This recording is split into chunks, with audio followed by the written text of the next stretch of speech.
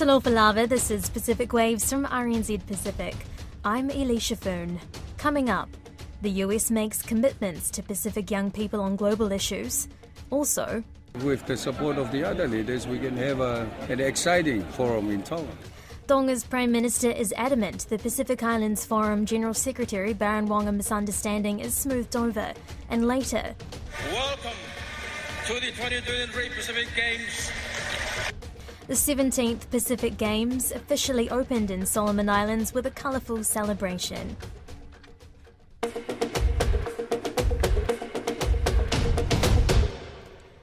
The US Department of State Special Envoy for Global Youth Issues, Abby Finkenau, has met with dozens of Pacific young people about their concerns regarding major issues like climate change and education.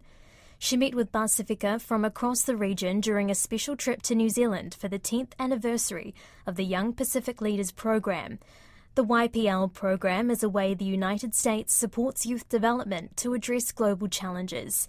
I spoke with Abby Finkenau about the program and about why young Pacific voices are needed at the global decision-making table. The YPL community actually consists of young leaders who are between the ages of 25 and 35. Really kind of that young professional, which is YPL is our Young Pacific Leaders Program. Island nations and territories are involved in it. And so we've got over 600 alumni that are involved in that program for young people to actually be heard in spaces where all too often in the past they haven't been. The reason this role exists is because President Biden in particular a year ago asked me to do this. So we had never had a special envoy for global youth before in the history of the United States, but it was such an important piece for him in particular to make sure that we are hearing from young people, that we are hearing their stories, and not just hearing from them and talking to them about the policy space, but also encouraging them to run for office themselves and be policymakers. I think for real change to continue to happen, we've got to have more young people at that decision-making table in that policy-making space. What advice do you have for young people that want to break into the political space and truly make a difference and maybe even graduate from being an advocate and working alongside NGOs to becoming policymakers and being in government? I know this sounds a little bit cheesy, but I really believe that being young, although there are so many barriers when it comes to running for office or rising within an organization, so many, right? Cultural barriers, institutional barriers, your own personal barriers of what you think you might be able to do.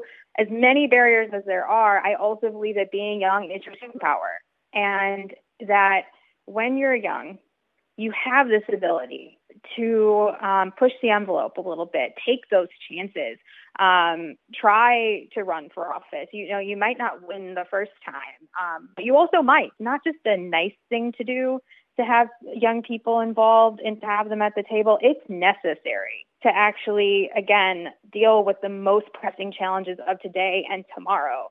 And so that would be my advice, is you don't have to wait, and you don't actually have to be an expert in absolutely everything before you do a thing you care about. You can continue to grow, you can know, and also you have to know your why. It cannot be because of, you think it's fancy, or because you see fancy chandeliers or a fancy title and you want that, because if it's that reason, you'll be burnt out and you'll be exhausted and you won't stay in it. It's got to be because you care about your community for a very specific reason, and you want to do more for your community and also the world as a whole. And so we need young people more than we've ever had before. What will you be telling Biden about your visit? One person on one island, right, can make an extraordinary difference for generations to come, and how it's so important that we continue to provide that grant funding, that we continue to provide the, leadership training, build those exchanges as well to learn from each other. That's the type of stuff that I know if we continue to do, it's not just good for this region. It's good for the United States, and it's good for the globe as a whole. And that's the type of stuff that I will continue to champion, tell everyone, not just President Biden, but literally anybody, about why this is important, and why, I again can't wait to continue to build this relationship in this capacity as Special Envoy for Global Youth. the young people I met, they are busy. They are living their lives, taking care of family, their careers, their professional organizations, and yet are still part of, as I like to say, it's citizen diplomacy of building these relationships. And it's so important on so many levels. And just to keep being involved and know that we are going to be here continuing to be good partners in any way that we can and continuing to listen and grow. But we can only do that if young people continue to want to be involved here. And so that just means so much to us. And again, I can't wait to be back and hope to meet even more young people when I am. A man associated with what is viewed as an extreme left party in Tonga has been arrested after threatening to kill a political rival on social media. Awhiada Masima, with the Patoa Party, was described by police as a political activist. Our correspondent in Tonga, Kalafi Moala, told Caleb Fotheringham he has never seen a case like this before. In the past several years, Mr. Masima has become a very well-known political activist through social media. And he is part of what they call here the Patoa Party. And that's the party that advocates for reform, for democratic rule, and so on. Now, in opposition to that party is another group called the TU Movement, TU Movement. And that's led by a gentleman that lives in Australia. And they have a following, especially overseas in New Zealand, Australia, USA, as well as back here in Tonga. Now, these two groups have been at each other's throats for quite a while. And Masima has been accused of allegedly, through his programs on social media, went on to threaten to kill the leader of the opposition movement. And on Saturday, this past weekend, they arrested him and jailed him pending further investigation. Although the police have officially said that our investigation has revealed substantial evidence linking the suspect to a serious crime. And the crime is that apparently attempted murder. He had threatened to kill this particular person in opposition. Wow, so just on social media saying that he wanted to obviously kill this person, that was enough to get an attempted murder charge? That's correct, because since the age of social media, and I think this goes back about 3 or 4 years ago, Tonga had come up with legislations in collaboration with other countries concerning what they call online crimes. Defamation that can be committed on online communication, threats as what happened in this particular case. And so we do have legislations, and Mr. Masima is accused of breaking the rule of law.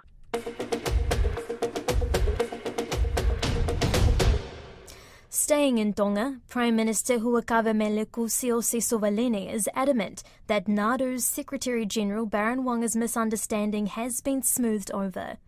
This following the new NADU president and his delegation leaving this year's Leaders' Summit in the Cook Islands 24 hours after he walked out of a plenary meeting.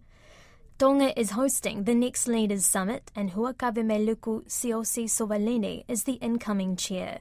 He brushed off the controversy and told Lydia Lewis he's focused on the future. I look forward to it. I mean, to actually work with Baron Wang. I look forward to actually working with Secretary Puna until his term ends. And hopefully, with the support of the other leaders, we can have an exciting forum in Tonga. What can we expect? Of course, climate change will be a key topic. Loss and damage, what's going to happen at COP28 will be a big thing.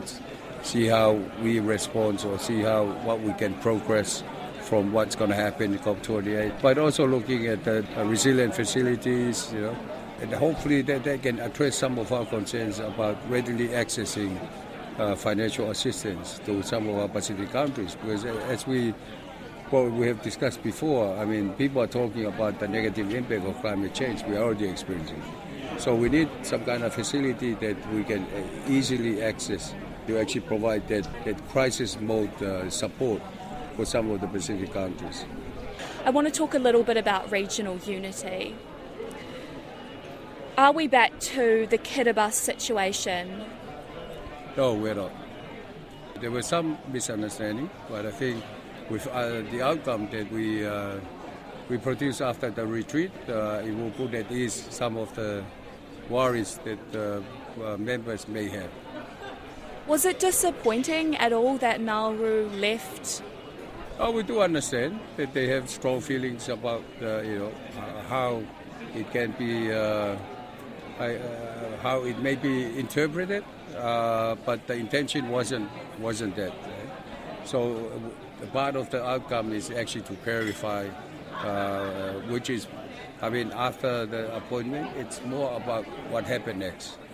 The whole discussion is whether what was raised was misinterpreted, as I said earlier on. And we spent a bit of time actually trying to correct the outcome to actually reflect that we're not questioning the appointment that was done in February. It was more about after the appointment of Baron Wanga, then what are the processes after that.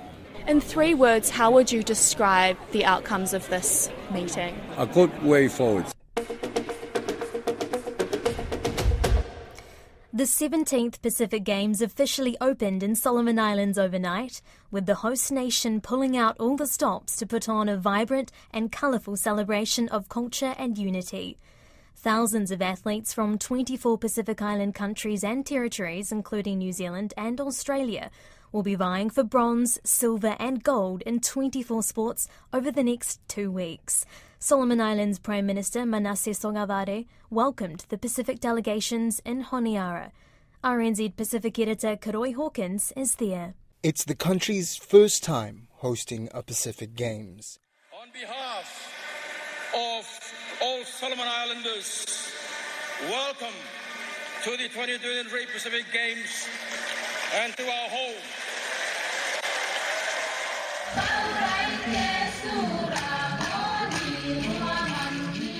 Organisers could have sold out the 10,000-seat National Stadium several times over, with hundreds lining the nearby hills and even climbing up on rooftops and trees to get a glimpse of the spectacle.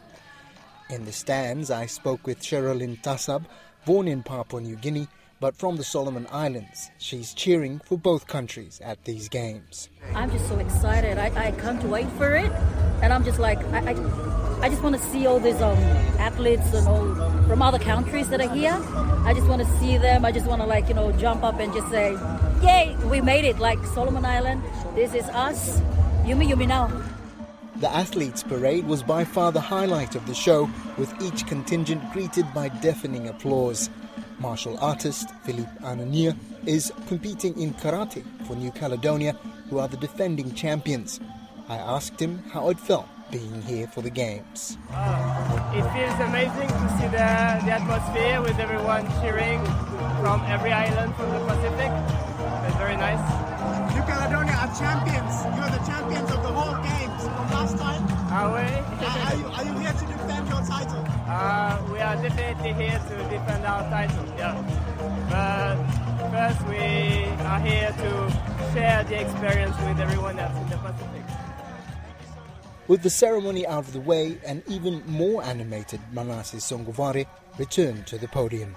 And on behalf of all Solomon Islanders, and in the presence of all of you here, and those watching and listening throughout the world, I am honored to declare the 2023 Pacific Games open! Today, 7 sports get underway in Honiara: tennis, table tennis, judo, rugby league nines, swimming, sailing and weightlifting. While basketball, football and volleyball, which started last week, continue with their competitions.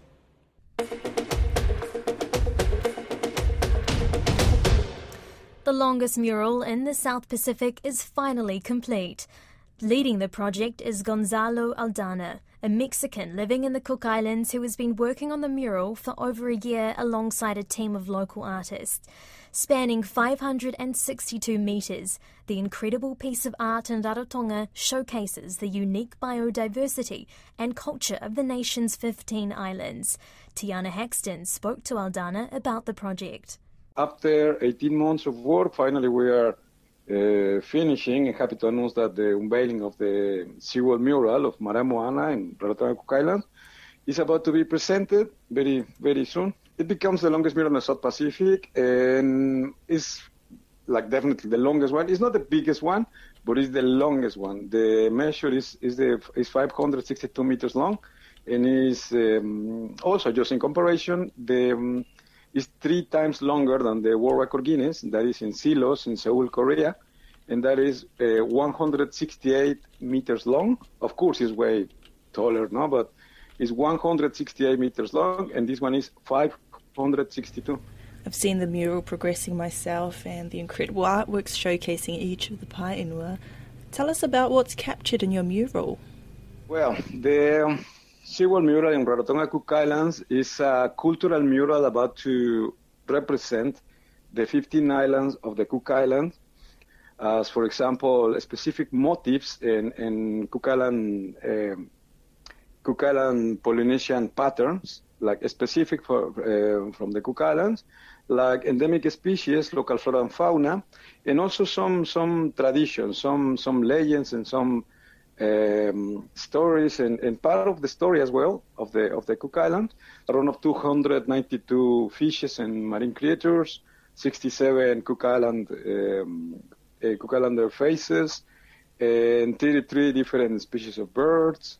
21 aerial views of and maps of the different islands of the Cook Islands, and many other elements that make it like obvious that it has been a very long journey, and it's been an epic project. It is a huge project indeed, and no doubt many hands make light work.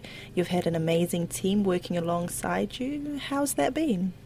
Yeah. In general, like the full total is a team made of at the moment 14 helpers, only 4 foreigners from New Zealand, Australia, and Finland, but the other 10 has been all fully local talent. Rarotonga, like all Cook Island, a very talented artist.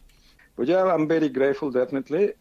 All the time I could feel the support and the good vibration, and everybody putting their effort and their time and their passion to make happen also this beautiful project to come true. And how about for yourself personally? 18 months is a long time. How are you feeling now that you're done? I don't know, I'm gonna sound cheesy, but sometimes when you have a big mission, and when you're just starting and you see how big it is, and it's like, oh my God, and you're not sure if you can make it or not. And then when it's finally done, you feel like, whoa, really, we had to walk all that long journey. And in that way, I feel really, really grateful with the universe. I think like with everybody who trusts in my work. And yeah, I'm totally thankful with the community too.